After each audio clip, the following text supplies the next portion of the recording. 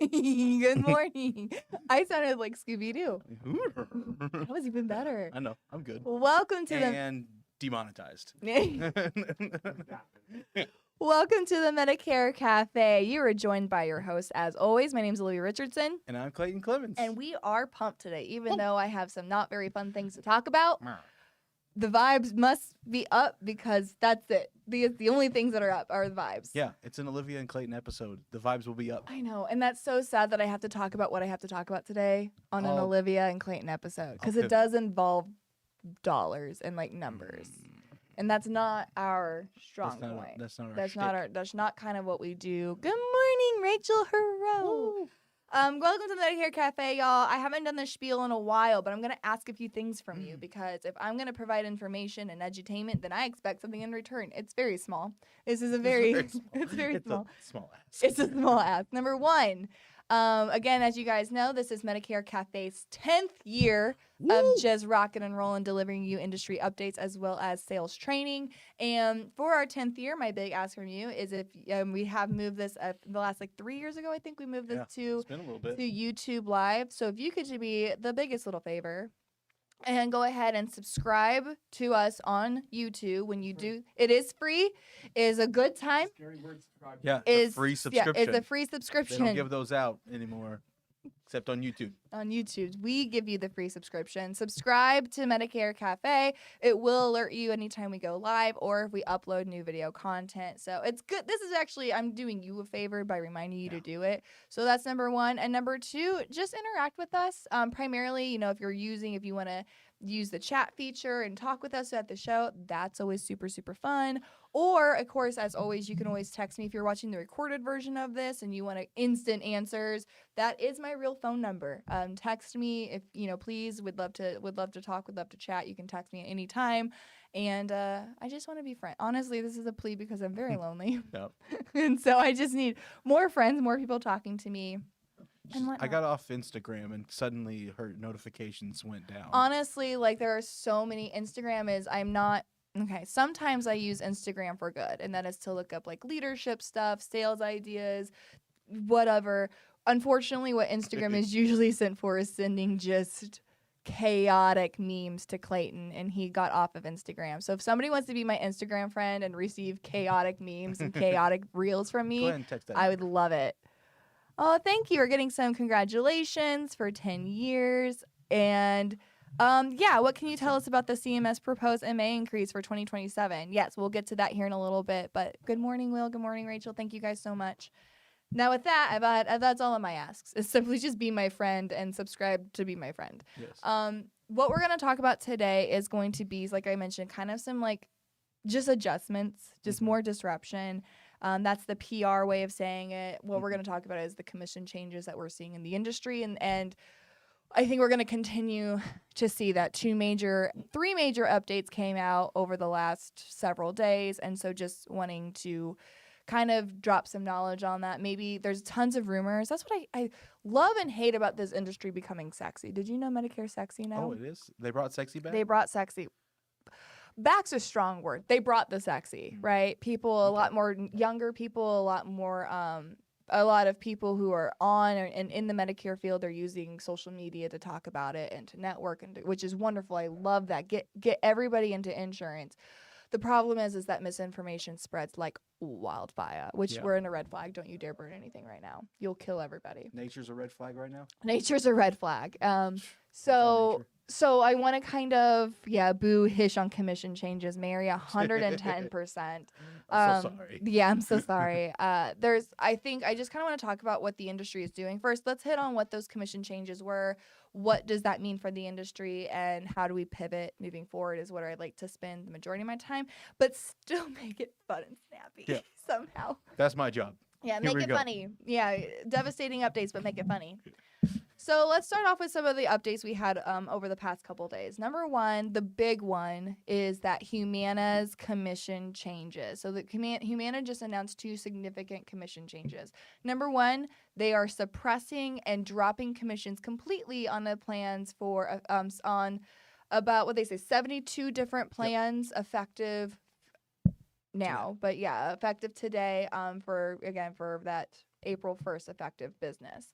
And what that basically means, it is a significant, it looks worse than what it is. It did make up about 10 to 12% of Humana's block, which like when Humana was the clear winner this last AEP. So Right. 10 to 12%, that sounds like a small number. It's a significant amount of business when you're talking about the numbers that Humana pumped. Yeah. But it's not the, in the scale of looking at 10 to 12%, it is significant for the industry. I don't want to downplay that at all. So those are going suppressed, which as a reminder, suppressed means that no online enrollment other than usually having it be on Humana's website or oftentimes CMS as well, but it won't be on Connecture, Sunfire, Integrity Connect, any third-party platform. Third parties are gone, so Yeah. that would be kind of a bummer. But what I was looking at for a lot of the agents I work with is in my region. So like Texas, Tennessee, Kansas were a few that I'd really dove into because those are some of the bigger states that I have partners in. And there was a lot that said all counties for a lot of the H numbers. Yeah. So like it's a widespread thing. Yeah.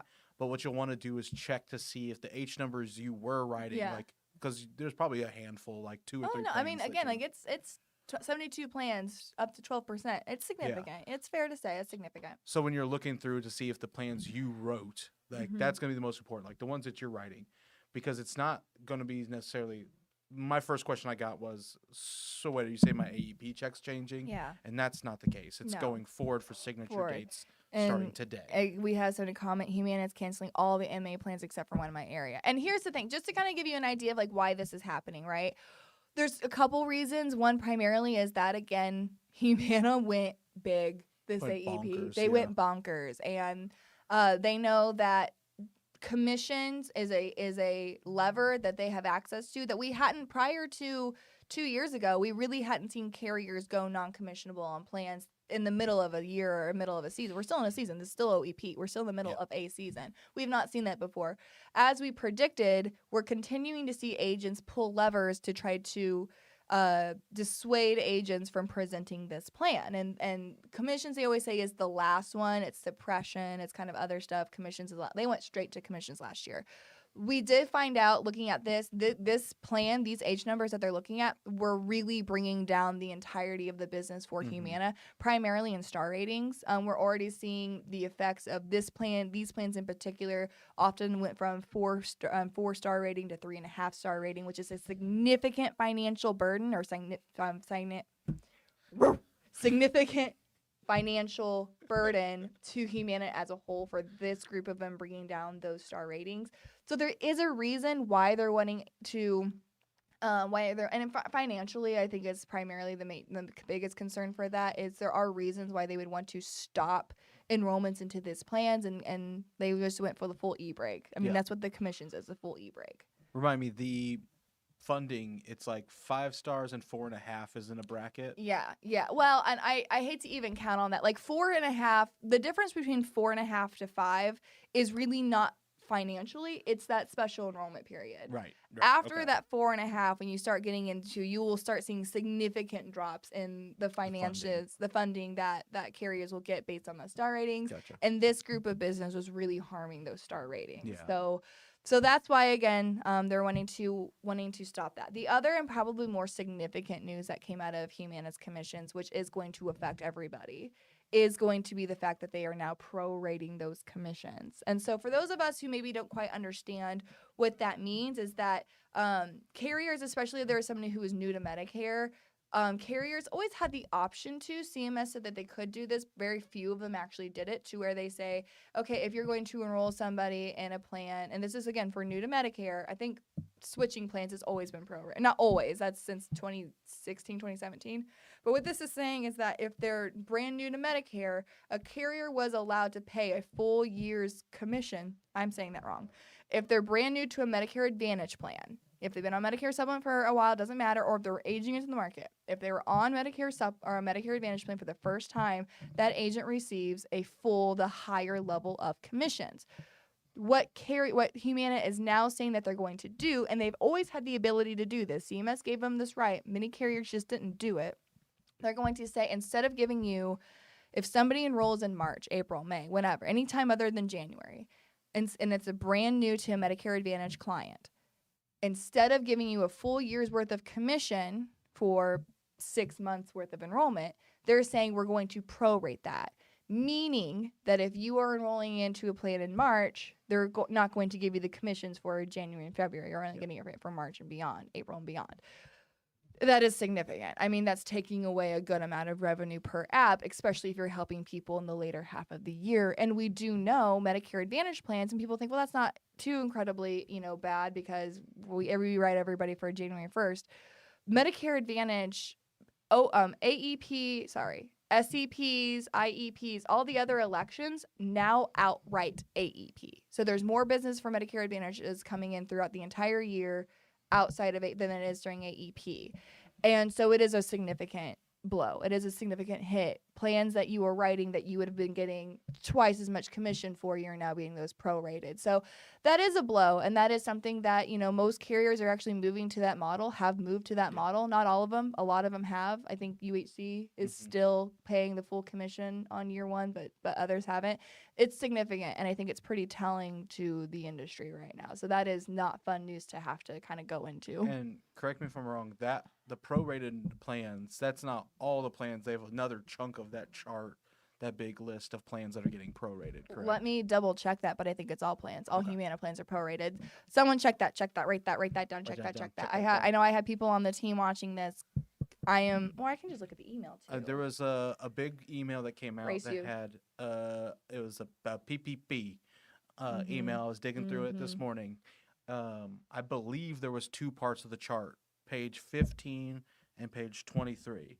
Page 15 started the prorate. Page 23 started the non-commissionable. Okay. Check that. Check. We'll get confirmation on that. Humana will pay prorated initial commissions for policies with an effective date of April 1 with the enrollment signature date. Expect the new PPP to be sent. Well, that's just the agreement.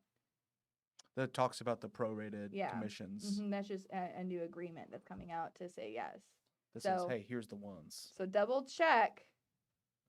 Commissions be wild though, yo. I'm reading this that it's all of the plans, but somebody double check me because I guess I was reading with a glass half full. Have you seen those videos like the glass half full, the glass half empty, and then they start reading it as like different characters? I'm not on You're not on social media anymore, so you don't get that flavor of brain rot. Nope. Calm down. So just keeping in mind that's what's going on. It does speak. What does this mean for the end? It was witchcraft. Did you see that? Here's your emotional monster break. I won't because it's facing me and it will spill out. Okay, now I have anxiety. Please remove it. Okay. So what does this mean, right? As we know, a couple things we know are going to be a fact. AEP 3.0 2027 is going to be nuts. It's going to be crazy. We're already hearing from other carriers. We've been to United Healthcare, we've been to Aetna, we've been to Mutual of Omaha, not all in the MA space, obviously, but they pay very close attention to the MA space. And they're telling us about the disruption that we're going to continue to see just because of the effects of everything. Star ratings going down, the IRA is still a thing, all of that. We're going to continue to see disruption. So I know a lot of people roll their eyes of us saying like, hey, you need to start planning for AEP right now. You really need to start planning for AEP right now because, again, a huge chunk of business I can imagine is not going to be there in 2027 that you have right now in your 2026 business. I mean, we saw service area reductions just continue to be a huge factor, and I think that is going to continue as well. It'll be another lever of just like, okay, we leave because these plans are wrecking the rest of our business. I would say right now, too, share of shelf is a term that we've used. You might have heard, like, your upline, if your upline's not senior marketing specialist, first of all, why not? Second of all, you might have heard your partner talk about this, but share of shelf is going to be so important. Both on a regional level and on a national level. The national carriers are able to handle the financial burden better than the regional carriers were. However, the regional carriers can be much more agile with their decisions. So there's a space for both of them. So I would say prepare now knowing that, like, hey, if you had a carrier that wasn't that big of a deal in 2026, they may become a big deal for you in 2027. So just be mindful of that. Get some of that stuff done now. Get that stuff done early. Get familiar with them now and early.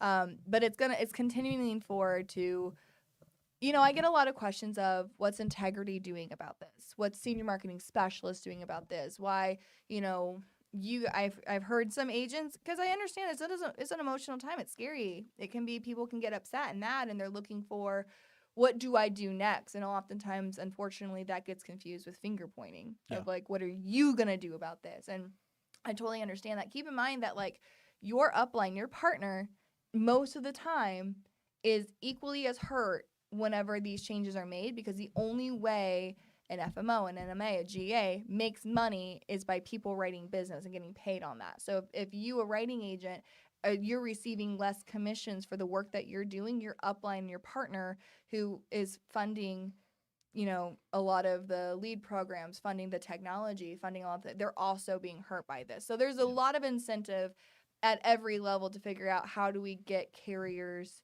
to not use commissions as a lever. There's a ton of investment in that. That's going to continue. I imagine that's going to be a really hot topic at the Medicarians event that's coming up, where there's going to be a huge voice from different industry leaders, different FMO leaders, different legislative leaders to talk more about that. But like I said, we're continuing to see that be a lever that carriers are reaching for, probably more quickly than, not probably, certainly more quickly than they would have in years past. Yeah, it's unfortunate. And when we're looking at the plans that they're doing it on, sometimes it doesn't have an effect. Other times, like this Humana plan, like it's a good chunk of the business. So that's why every time that we'll mention one of these big commission changes, it's important to note and look at your block of business, look at your quoting tool, whatever you're using. Hopefully it's Integrity Connect, and say like, oh, that's the plan I've been writing. It's gone now. Great. So I just got a text, and it doesn't have a name on there. So hello, thank you for interacting. Saying, and their opinion is, carriers are letting agents know they don't value what we do. And I can understand that being the perspective, but understand that when the carrier is suppressing the plan, if they were just paying non-commissions but still making it easy to enroll that plan, then I can understand that perspective. But when the carriers are suppressing it from all online enrollments, basically saying they have to go to Medicare.gov to enroll in it, they're not promoting that plan anymore. Them going non-commissionable isn't a reflection of the agent-carrier relationship. It is a reflection of the carrier not wanting and doing everything they can to stop the bleed of that plan. They understand that the majority of their enrollments are coming from distribution, usually external or just agent distribution, whether that's internal agent distribution or external agent distribution. They understand the vast majority of their enrollments come from that. So what do? They discourage agents talking about it. So it's not, again, we have seen cases where a plan was incredibly competitive, came out, was non-commissionable, but was super easy, and like an agent kind of had to present it. Like that's, that to me is saying, okay, so you're expecting me to do all this work and I'm not going to get paid for it, because you're still promoting the plan, you're still making people ask about the plan, you're still making it easy to enroll into it, but you're not going to pay me for it. That is indicative of screw that agent. I mean, that's probably not fair for me to say. But in cases like this, when they're truly just saying, we just cannot afford any more enrollment into that plan, agents, please stop enrolling. I think carriers, when they do this, they view it as a partnership, and saying, I think when UHC did this last year, they went non-commissioned within the year. Their whole thing was, and carriers in the past of, we could do this and make it commissionable, and then just do mass exits and leave, so that you're out there chasing your tail, versus just saying, I think Aetna did that a couple years ago too. So anyways, I understand that perspective completely. I have seen that in action.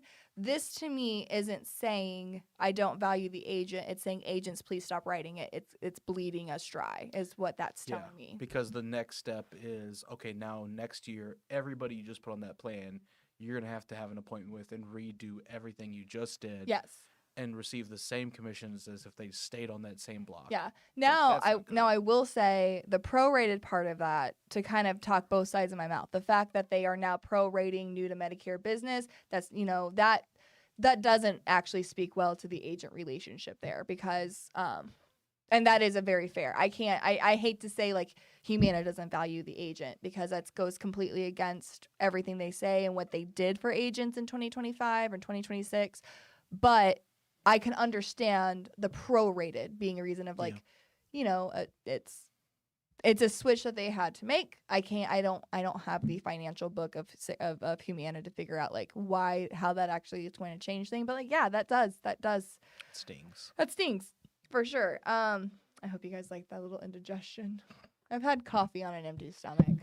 Ooh. I got a question here. Can we use OEP till the end of this month to move them into a different plan that still pays full commission if it's also in the best interest of the client? But keep in mind, Thank you. yeah, you can absolutely use OEP. You can absolutely use OEP still, but keep in mind the prorated is only affecting new to Medicare Advantage clients. So if it was something that's going from one Medicare Advantage to another Medicare Advantage plan, those have always been prorated. People just don't see that very often because they're usually writing it during AEP for a January 1st effective date when you get all 12 months. But not new to Medicare. I sounded like Porky Pig. That's all, folks. I am wearing pants. Porky doesn't wear pants. Okay. Yeah. Did I lose you there? It's like, congratulations, Olivia. Yeah. That's I've read the for you. complaints. I put on pants. Yeah. I read the complaints. You missed So pants one time. one time you forget pants and now you're that person. But no, so again for Medicare Advantage to a Medicare Advantage, bring it back. Game Then face. Come on, Alex. then again, that's been the case where those have been prorated for quite some time now. Yeah, and again, it's effective dates to 4/1, signature dates starting today. So any business that you wrote with Humana still going to pay the exact same Yep. if it was written yesterday and anytime And beyond and prior. prior. So yeah, so Terry, my favorite. I have favorites here, and Terry is one of them. If make sales and confused. If make sale in October prorated for 2 months, is that all the agent gets, or is the rest coming in payments? Congrats on 10 years, thank you, Terry. So prorated means that if you write a plan effective October 1, then you are getting commissions for October 1 and November 1 and December. So you're getting 3 months of commissions. That was really hard. That didn't need to be that hard. You're getting 3 months worth of commissions if you're writing it for an October 1st effective date, which Humana prior would have said, here's an entire 12-month worth of commissions for this person being on the plan for the next 3 months. Yeah. It's kind of shocking that we were able to keep, like when you say it like that, we were getting commissions for 9 months of the year that the plan was not receiving income for that person. So I get it, but it still sucks. This is an adjustment that we're gonna have to do. That was like a nice incentive of just MA plans in general, I think. And now it's just going to be probably an adjustment period where more and more carriers probably end up going to that kind of model because financially, when they're looking at stuff, it makes sense. But hey, like somebody in their finance team was like, "Hey guys, they weren't with us for 9 months of the year. Yeah. Why are we paying them for those?" And they're like, "Okay, I guess so." Yeah. No, I hear ya.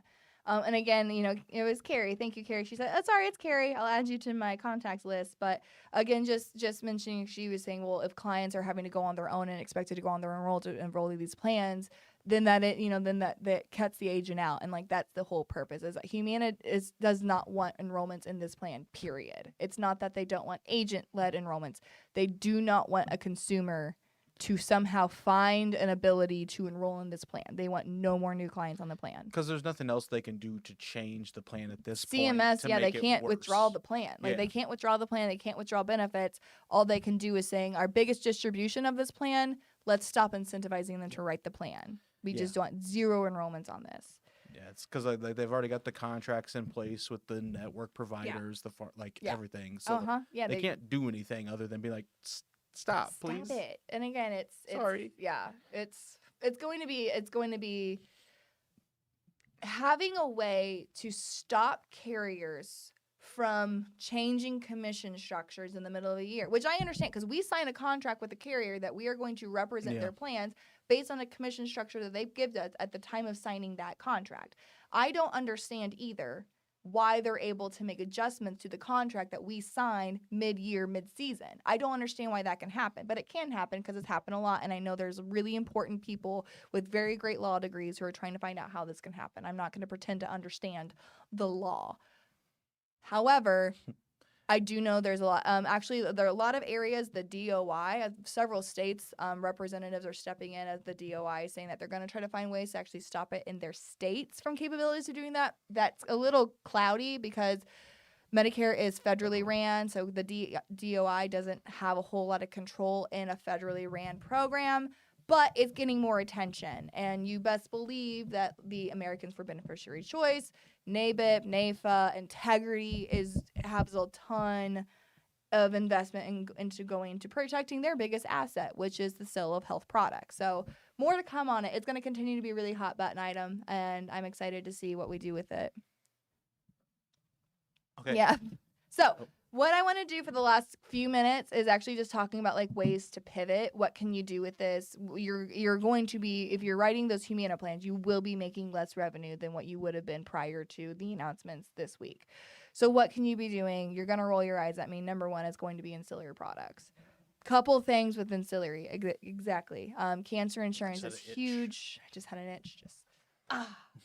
Cancer insurance, hospital indemnity, dental, vision, hearing. And the biggest thing for that, yes, it's revenue recovery. It's going to generate you more revenue. But number two, when AEP comes, and it's inevitably going to be another poo storm like it was in 2026 AEP, if the only product they have with you is that Medicare Advantage plan that they're now having to change, then it's likely that you're not going to be the agent again, especially if they're brand new to you. If it's a brand new to you client, they're a baby boomer or somebody turning 65 or somebody that's new to you, you have not, the only interaction with you is you writing a plan that they're immediately having to go back and rewrite in 2020 for 2027 AEP.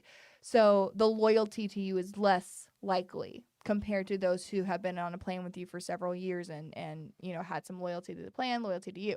So if you have an additional product with those individuals, anybody who is brand new to you in 2026 for 2026 AEP, go now, write them an ancillary product, a cancer plan, hospital, I don't care, financial product, I don't care, because it'll raise the likelihood that they're going to stay with you in 2027 AEP, even if they have significant changes to their benefits. Unfortunately, sometimes people can't separate. The carrier did a bunch of crazy stuff and they're changing because they can't separate that from this agent wrote me that business. So save some face, get them ancillary products, increase that loyalty, make some revenue at the same time.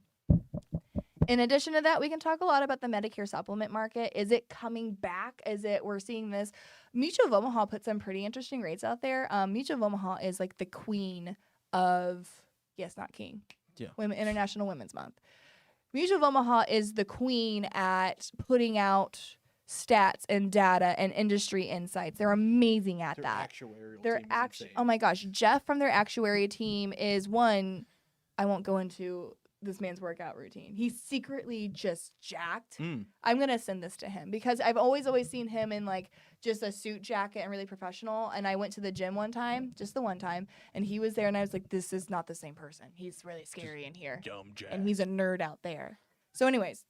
Ooh, I have a story. It's an off-camera story to tell you about Red Lobster and Jack dudes, but it's okay.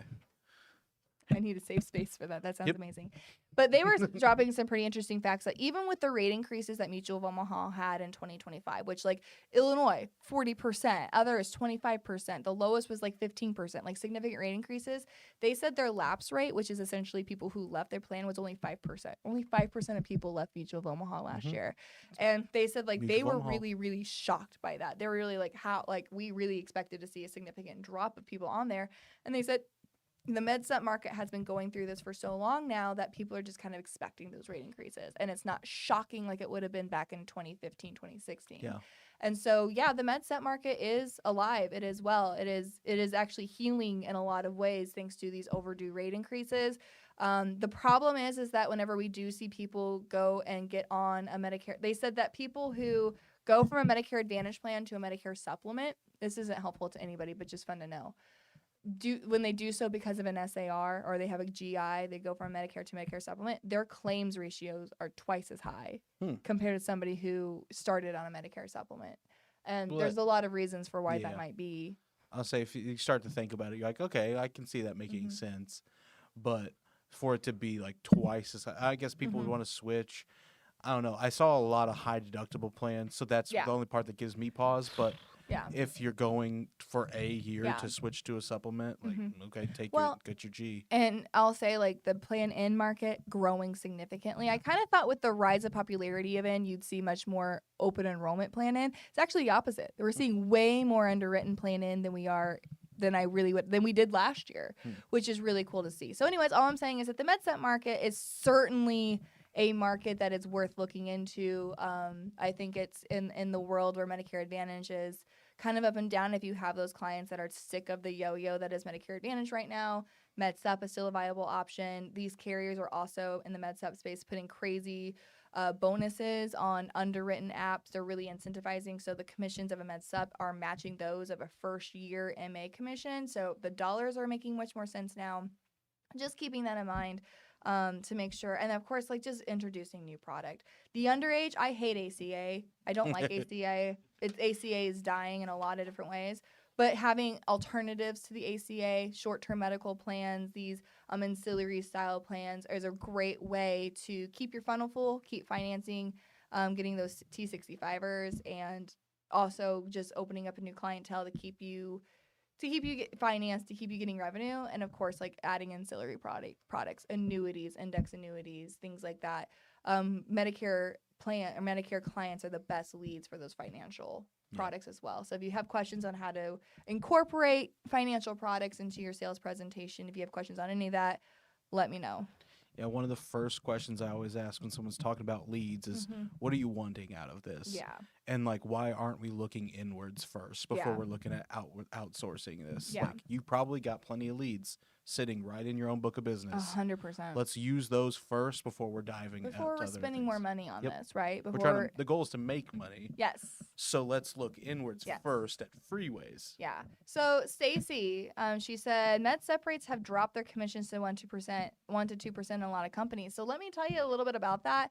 Most of the time, that 1 to 2%, I can't actually think of anyone that isn't that way, but that's going to be on replacement. That's going to be on GI replacement. So a lot of companies maybe look like, oh, they're now dropping their commissions to a flat $25, so that's 1 to 2%.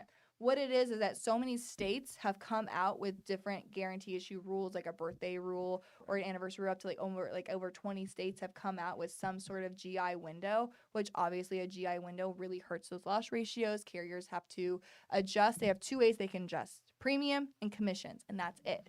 So carriers obviously don't want MedSup, don't want the GI business, so they're not going to incentivize agents to write the GI business.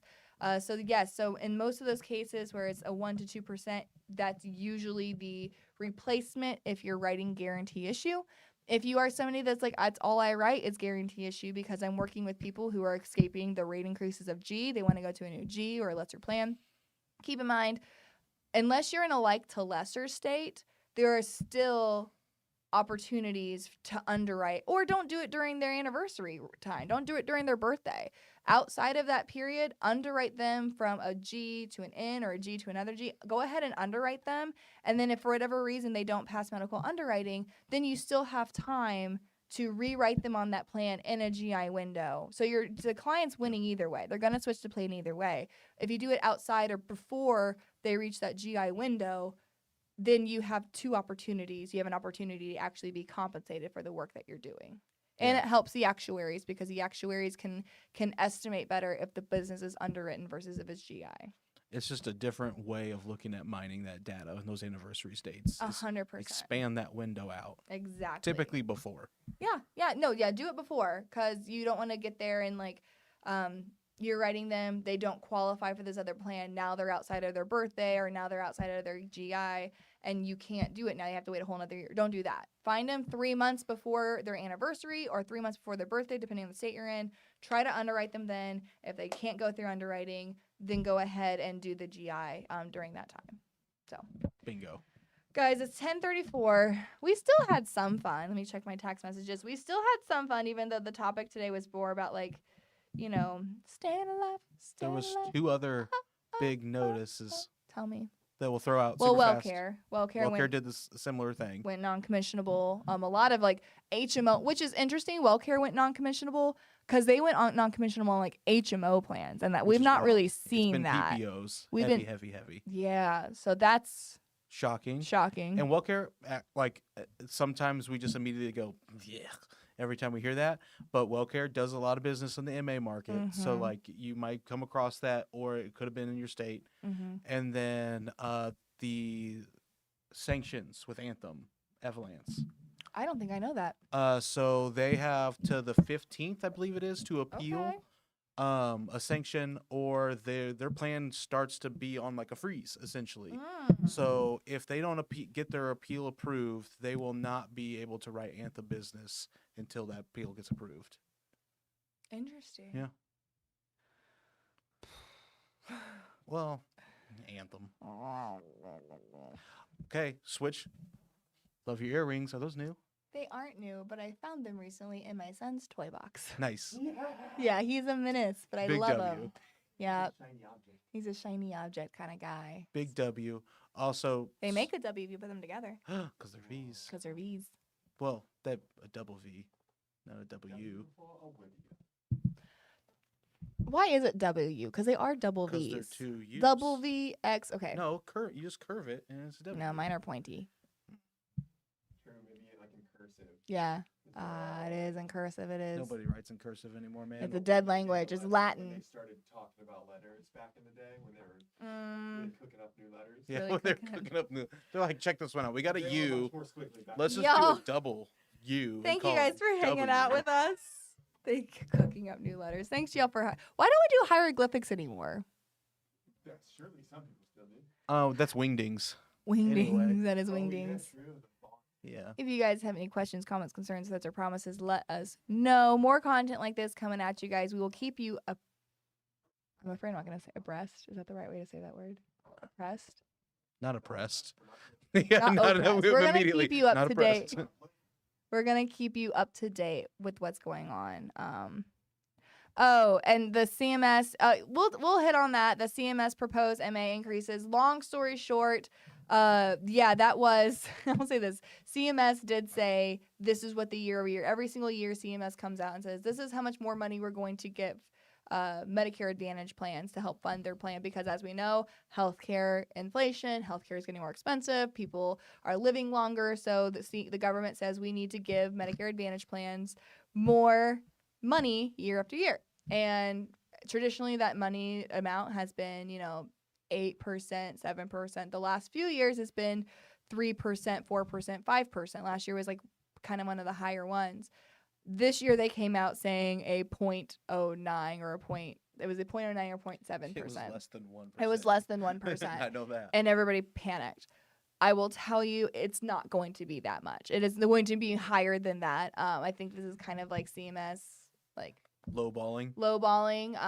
The number that usually comes out is never the number that actually happens. This is just what's being proposed, is that very low number.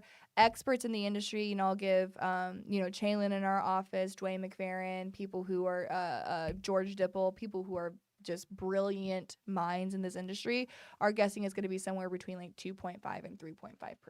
So low. So still low, knowing that not enough because the healthcare increases or the healthcare prices are so high. Inflation, that number is not going to keep up with the inflation that's needed for that. It's not enough, but it is going to be higher than the 0.9% or even 0.0. Yeah, it's going to be much higher than that. So stay tuned. More to come out on that. Until then, Have fun make money. and give impeccable service. Thanks, y'all.